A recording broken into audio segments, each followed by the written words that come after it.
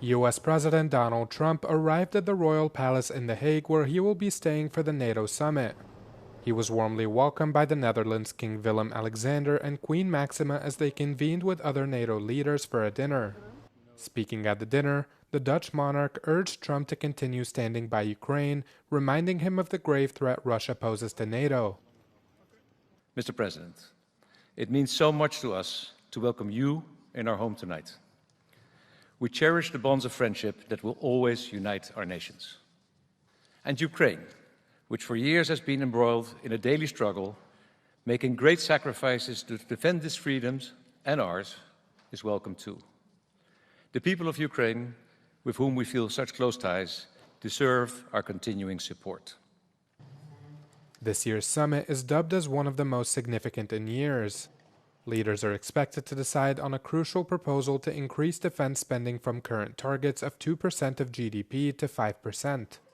The proposal comes after months of Trump's pressure and threats of pulling the U.S. out of NATO if other members don't, quote, step up. For decades, the United States sought to get Europe to truly step up. Now, European allies and Canada will equalize their defense spending with the United States. So let me salute President Trump's long-standing leadership in calling for NATO to increase defense spending. But Trump continued to court controversy even aboard Air Force One on his way to the summit. The U.S. president renewed doubts over Washington's commitment to the alliance as he made cryptic remarks regarding NATO's mutual defense clause. Questioned by reporters on his commitment to NATO's Article 5, Trump said, "There's numerous definitions, but I'm committed to being their friend." Well, U.S. Secretary of State Marco Rubio said this NATO summit here at The Hague would be the Trump summit because of the push by Donald Trump for NATO allies to agree to spend 5% of GDP on defence by 2035, the next 10 years, which is no mean feat because you're talking about tens of billions of dollars or euros. In addition, we saw this statement from all allies at the end, which is 5 paragraphs long. Normally these things run into several pages, and chief among them is an ironclad commitment for all allies to Article 5, which is the article in the NATO Charter which says an attack on one is an attack on all. This is interesting because Donald Trump himself had cast doubt about America's commitment to this article just before he touched down. And also very interesting is the role of Ukraine in this statement. It's quite low down, it's about the 4th paragraph, but it also says that Ukraine's security contributes to NATO's security, which I think is a bit of a watering down compared to what other NATO allies had said to me over the past few weeks. They had said that they'd hoped that Ukraine's security would be inextricable to NATO security. But Russia also in there as a long-term enemy or a long-term concern and threat to NATO. Many people would also say it's an immediate threat too. Shona Murray, Euronews, The Hague.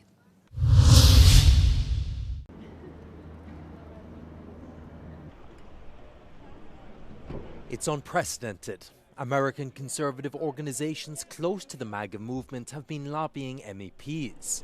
At least that's according to a new report by anti-corruption group Transparency International EU. MEPs, mainly non-aligned or members of the far-right group Europe of Sovereign Nations, are said to have met with conservative organizations such as Republicans for National Renewal and the Heritage Foundation. Usually those are organizations that are very much stand for quite climate skeptic position, and they lobby for fossil fuel, for example. And of course, also they're very much against the whole tech regulation that the EU has adopted in recent years, such as the European Digital Markets Act and Digital Services Act. And one of the sort of the main topics that you can actually see directly into the meetings is issues around free speech. So they say we defend free speech, so we cannot have this regulation. ADF International, a US-based Christian anti-abortion organization, is also increasingly active in the European Parliament, according to the report. Although abortion is not a European competence and falls to the member states, these organizations are reportedly trying to influence national debates via MEPs. It's an organization that is sort of ultra-conservative Christian that lobbies for against abortion. And this is also a subject that now appears in the MEP meetings that didn't exist before, because they're now trying to push or to convince MEPs to adopt anti-abortionist stance. And they have, of course, also a much more favorable ground given the results of the last election. The report identifies around 20 meetings between MEPs and these American conservative organizations. But let's put things into perspective. In total, over 30,000 meetings between MEPs and lobbyists were recorded in 1 year. Of the 20 most active organizations in the European Parliament, 15 represent commercial interests, with a very active presence from the fossil fuel sector. Only 5 represent NGOs. Global turmoil and widespread regional conflicts are echoing in Brussels. Talks on defense issues between MEPs and lobbyists are surging, according to data revealed today by Transparency International. From June 2024 to June 2025, there was a total of 197 meetings between authorities and defense firms, consultants and trade associations. That's nearly 3 times as much as the entire previous EU mandate, when only 78 such talks took place, Transparency told Euronews. German MEPs and rapporteurs were the most engaged, with 55 meetings. Bulgaria places second with 19, followed by Spain, Finland, Italy and Denmark. Most major defense manufacturers actually started increasing their budget for EU lobbying in the wake of the full-scale invasion of Ukraine. Collectively, the EU's 7 top players spent around 5.5 million euros in 2023, 34% more from the previous year. Airbus was the biggest spender with nearly 2 million euros.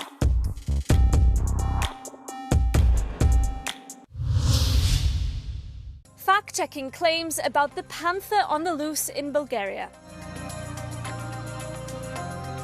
Bulgaria has been on high alert in recent days following the alleged sighting of a large black cat, or panther, in the eastern city of Shumen.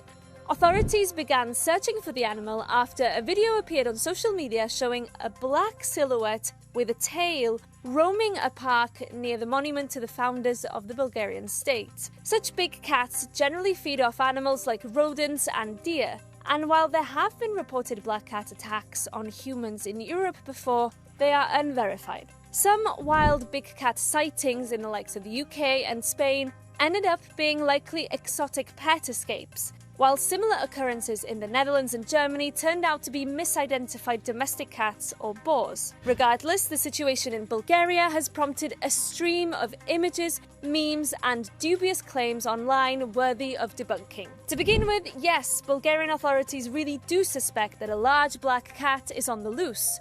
According to Euronews' Bulgarian service, regional police in Shumen have warned against visiting the park where the animal was reportedly seen. The head of Bulgaria's Central Balkan National Park also said it has enlisted the help of the hunting sector and experts from South Africa as authorities continue with their search. Another video has since emerged, allegedly showing the much younger animal wandering around the Bulgarian countryside 2 years ago. However, Euroverify spoke to big cat experts who said that it's more likely a domestic cat in this video, because big cats typically have larger heads and longer, sleeker tails. When considering the search for the animal in general, they said it's possible that it escaped from captivity, lining up with police suspicions that it ran away from an illegal private zoo owned by organized crime figures.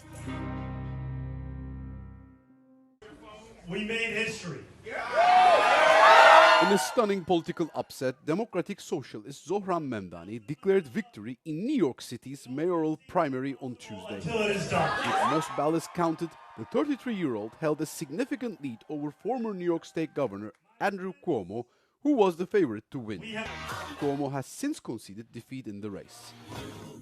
The result is seen as a litmus test for the Democratic Party, pitting a young progressive against an establishment moderate.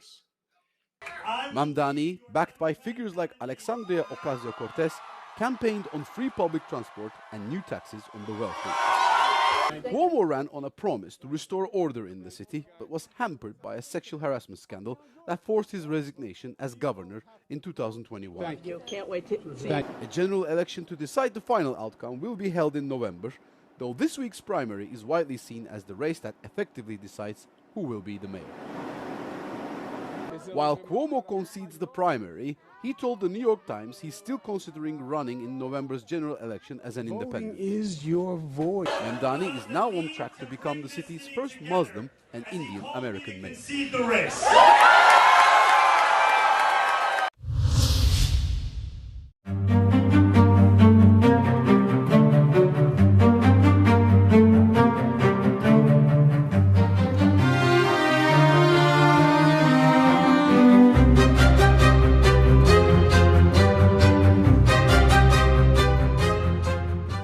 The security situation in the Baltic is tense, and therefore it has been decided by Danish Parliament and Danish government to improve the capabilities of Danish defense, and this includes in the maritime domain, and of course this includes our maritime domain awareness.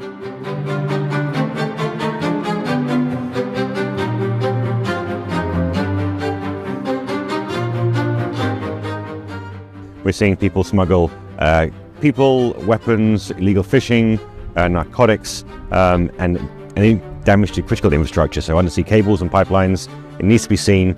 It's currently happening because no one's observing it. So what we're doing with Saildrone, fitting with sensors, going to places, being eyes and ears where we previously didn't have eyes and ears.